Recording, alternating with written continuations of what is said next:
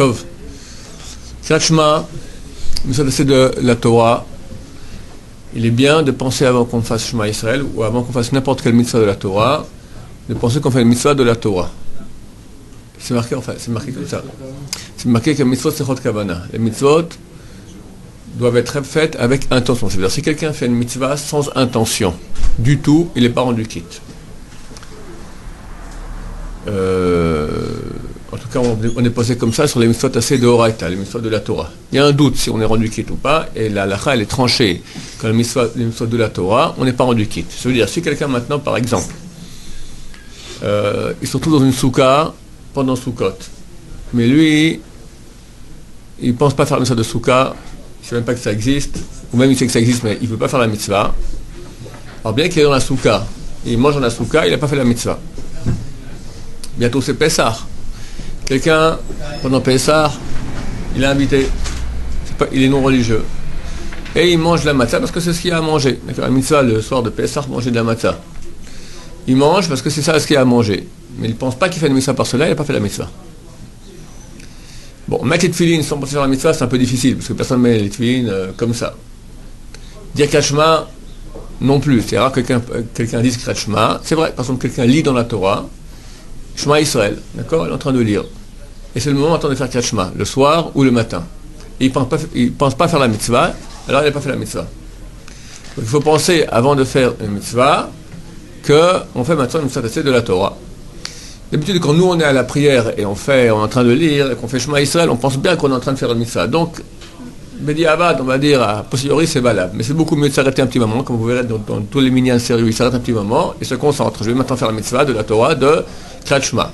Et là, ils disent Shema Israël, comme ça qui est de la Torah, le reste est des Rabbanan. Oui, Yaniv.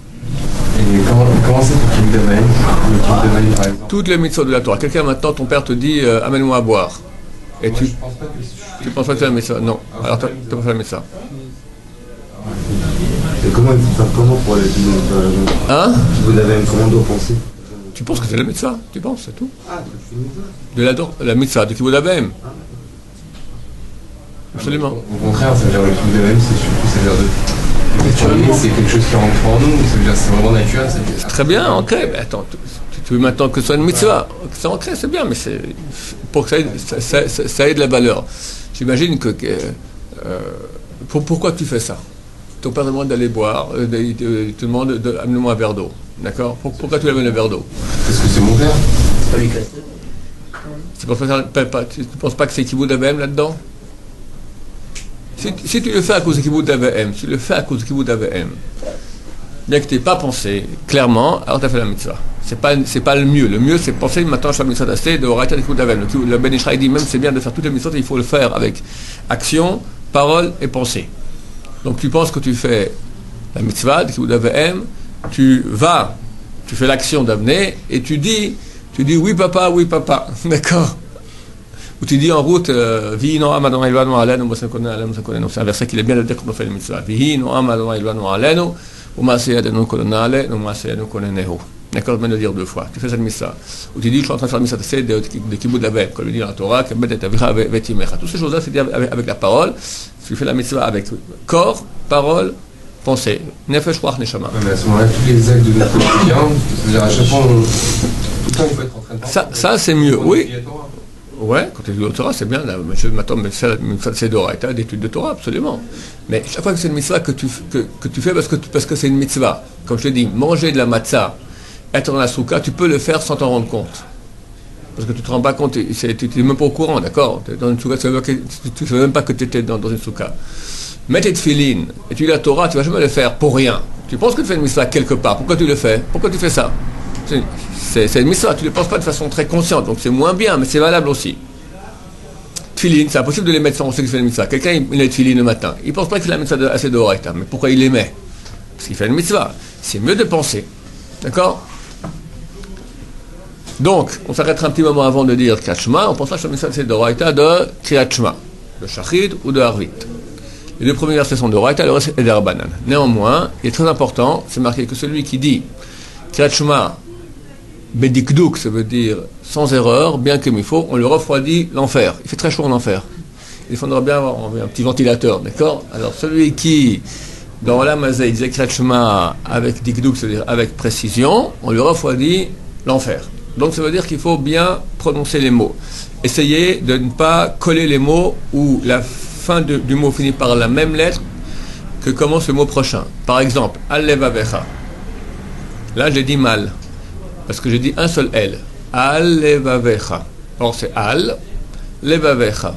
D'accord? Urtavtam. Très souvent, on fait comme trouver un autre, parce que là-bas, c'est un Ain. Penifte,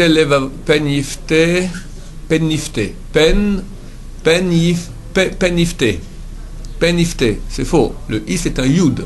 Penifte. Il y a une différence entre un I et un Y. Erreur colossale que la majorité de la population fait. Shema, ils disent Israël avec un Aleph. Alors c'est un Y, c'est Yisraël. Donc, il faut bien, je vais rapidement peut-être vous dire, donnez-moi un sidour et on va faire ensemble un peu le... Si on sent, est-ce qu'on peut reprendre les mots ou pas? Alors, il y a un problème, que si tu dis un mot avec erreur, tu peux revenir. Sinon, tu as dit sans kavana où tu n'as pas juste une précision, mais le mot est valable quand même, on ne revient pas sur les mots dans le Kriyat Shema. Pourquoi? Parce qu'il est nécessaire d'avoir 248 mots. Or, si on revient, on aura un en plus. Alors d'abord, c'est pas Shema, mais c'est un Shvana.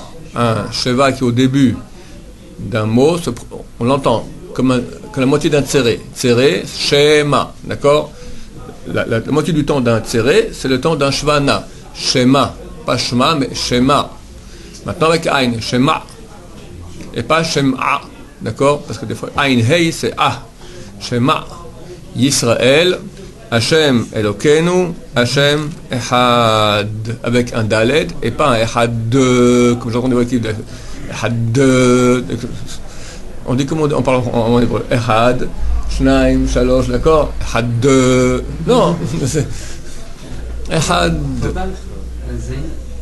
Alors, le Dalet, c'est une lettre qui est comme le TH anglais. Et c'est marqué dans Shulchan Aruch que on doit dire le Aleph court, le Het de Echad normal, et le Dalet le double du Het, d'accord? Echad. Mais on ne peut pas dire un D longtemps. Il faut dire en fait une sorte de Echad. Mais le V, d'accord, ceux qui ne savent pas le faire, mieux vaut qu'ils ne le fassent pas. Parce que s'ils se trompent, ils font un Echaz, ils ont raté. Ou ils font un rat de, c'est pas non plus. Donc, Rav Eliashiv, pour les Ashkenazim qui ne savent pas dire le TH anglais, en tout cas en hébreu, il dit nous on dit Echad et c'est tout. Donc on rallonge dans le A. Echad. Pas prononcer Echad et à la fin on n'entend rien. Ni Echad avec un taf, ni Echad 2. Faire attention de le finir un D normal. Echad.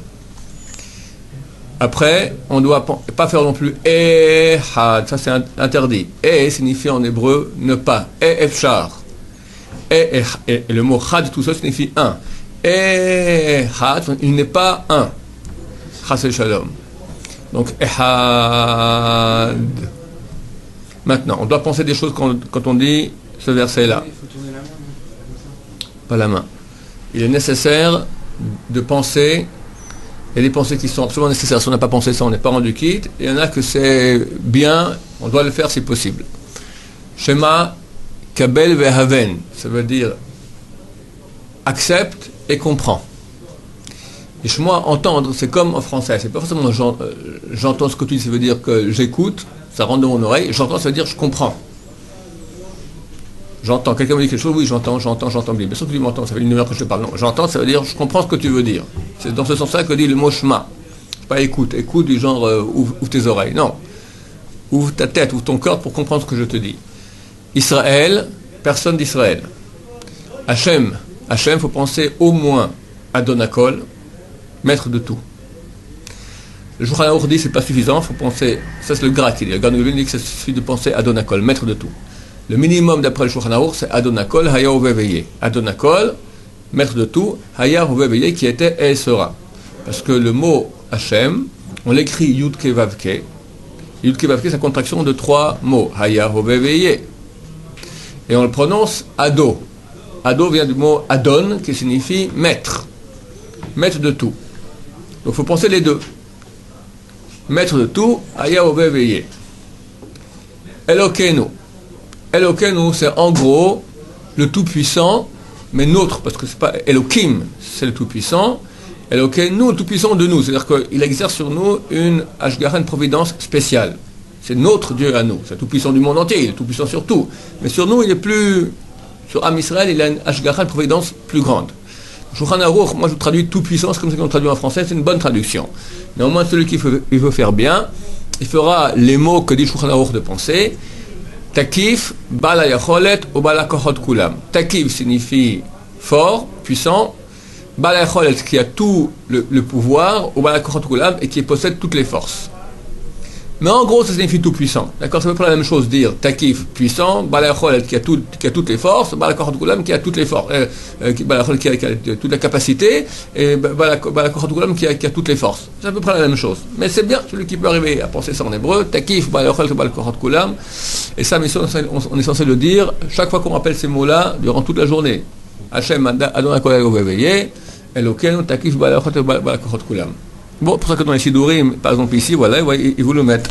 Et chez l'anneau, c'est la Takif. Aussi, j'ai dit, chez l'anneau, c'est provident Elokeinu.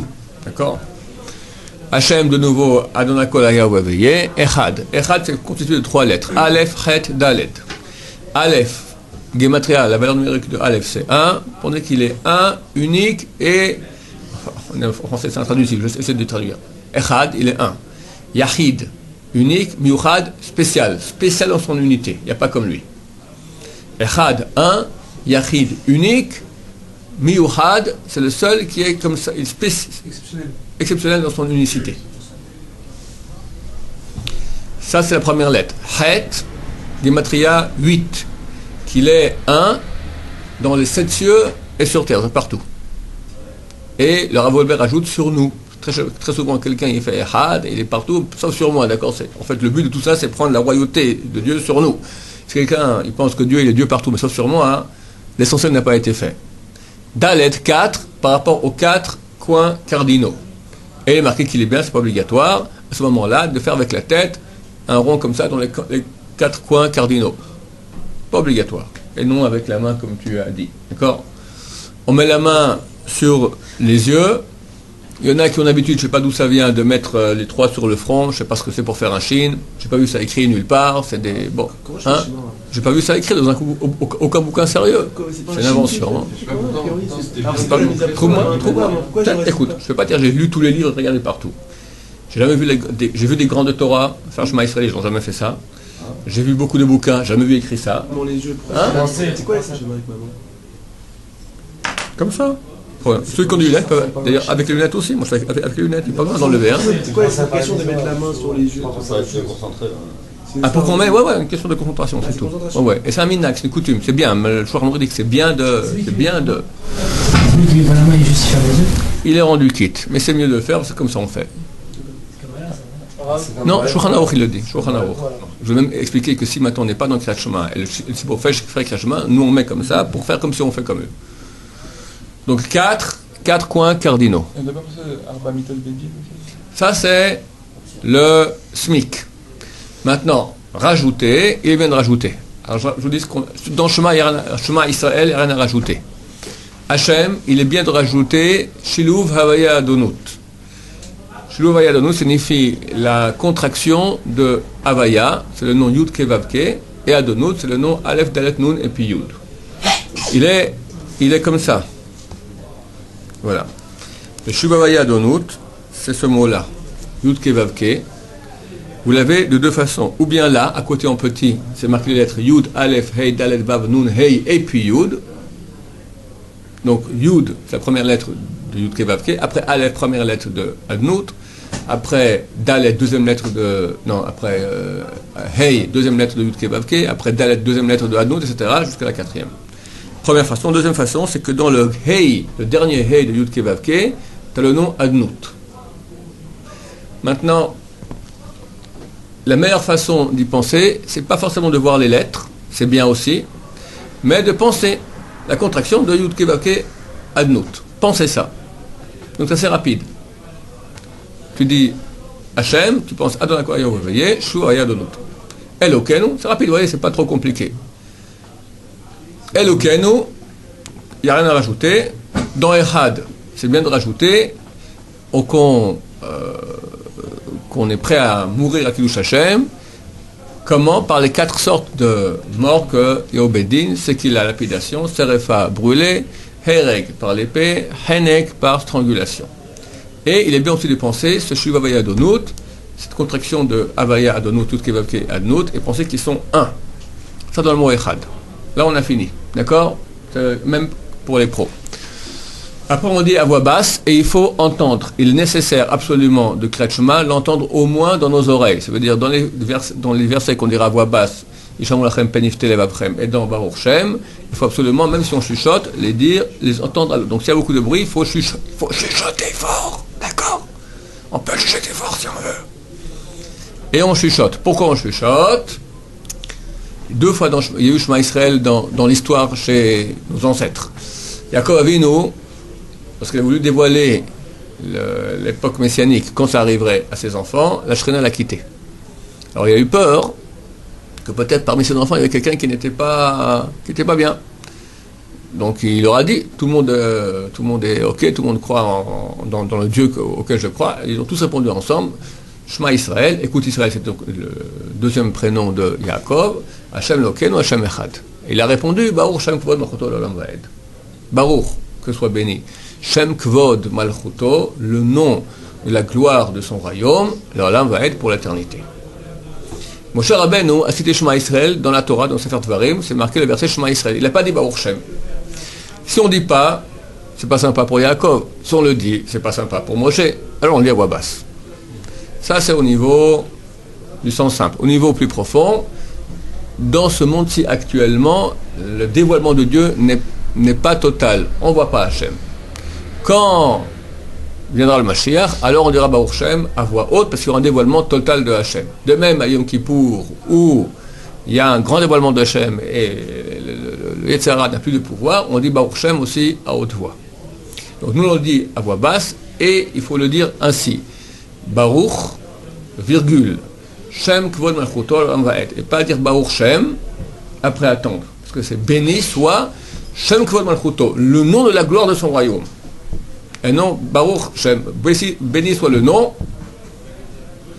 Kvod Malchuto, de la gloire de son royaume. Ça ne marche pas bien. Baruch, virgule, Shem Kvod Malchuto L'Olam Vaed. Bon. Ve'ahavta. Pas ve'ahavta, mais ve'ahavta. L'accent est sur la dernière syllabe. Un peu sur la première, beaucoup sur la dernière. Ve'ahavta, et non ve'ahavta. Ve'ahavta, tu as aimé. Hashem Elokecha, bechol levavecha. Pas rallier les 2 lettres, bechol levavecha, mais bechol levavecha. Maintenant, pas bechol levavcha, la fin, bechol levavecha. Il y a un levavecha, c'est un shva na. Les 2 points, des fois on les entend, des fois on ne les entend pas. Levavchem, on n'entend pas. Levavchem. Levavecha. Pas trop long, levavecha. Levavecha.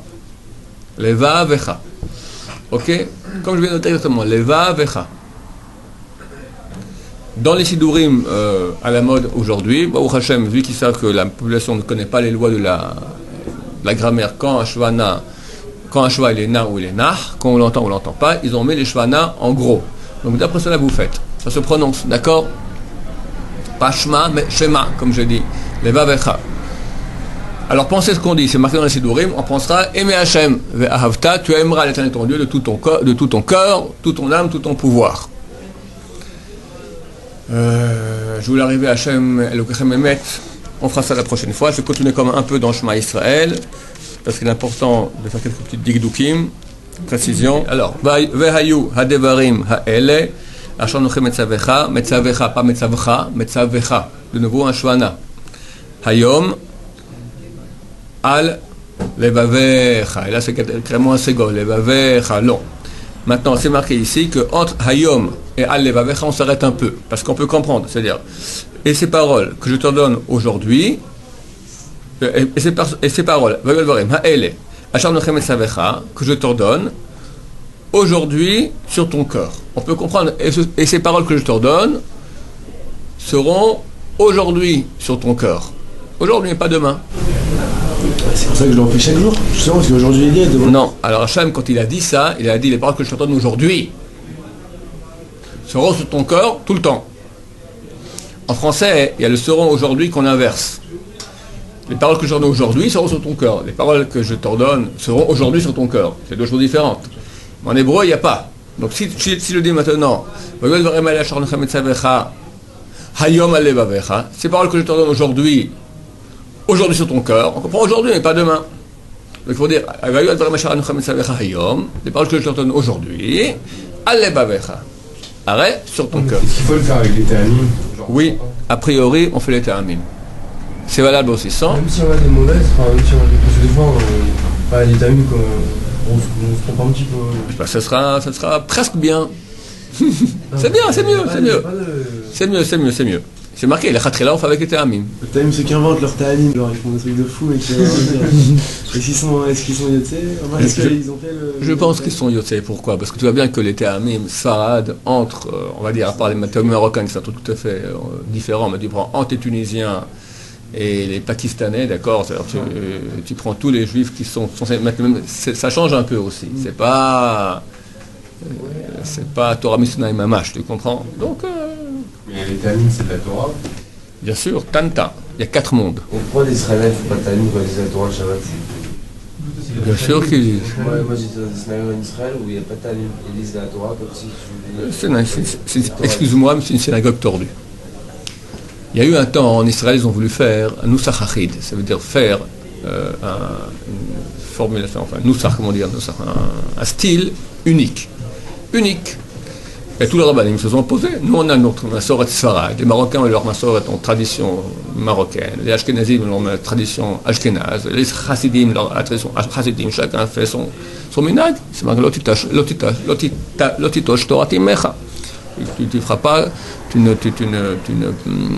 n'abandonneras pas la coutume de la religion de ta mère. Mais c'est quoi la religion? C'est la coutume. Les coutumes qu'on a reçues, ce sont des traditions. Ce sont des traditions qui sont importantes. Donc les théamim sont d'après notre tradition. Donc il faut dire la Torah, il faut le dire avec théamim. Pourquoi? C'est très important les théamim. Pourquoi?